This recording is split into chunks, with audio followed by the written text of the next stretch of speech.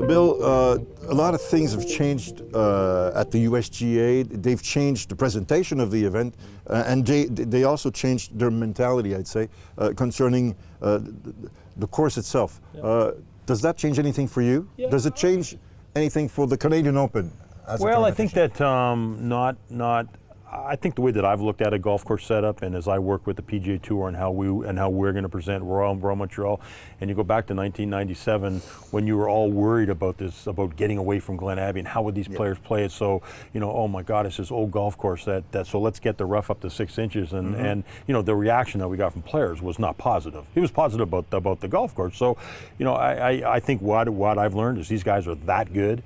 Is these guys, you want them to play, and it's more important for the people outside the ropes to enjoy the competition, and people like a bunch of birdies and et cetera. So, I mean, our golf course setup, or my mentality has been a little bit different now. It doesn't have to be this thing where it's very, very penal.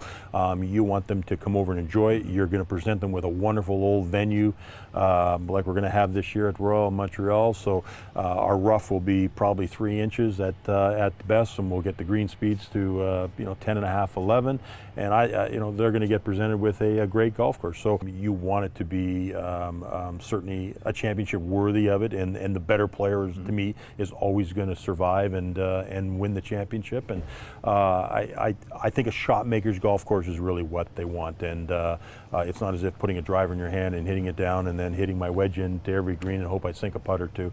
So here you're going to have to think your way around, and when you think your way around, that's my thought process and looking at it and how we set it up and where we have rough and green speeds, etc.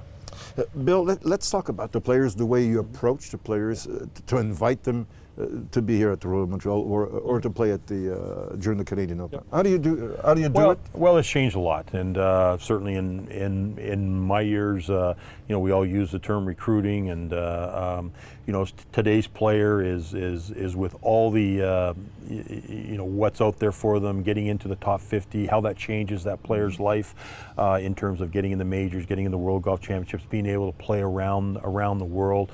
I think that the vast majority of players handle it well. So it's from my standpoint, it's about a relationship. It's about just being with them and where you're going and what's new and exciting.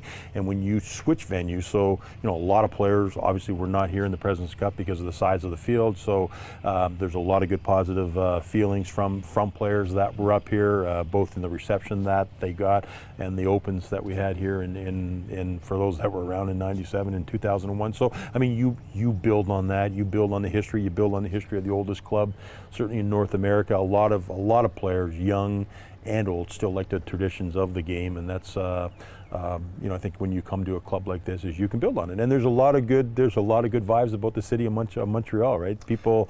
It's still a vibrant city, and people have this passion and this feeling when you're not from here about coming to Montreal, and that's very, very refreshing.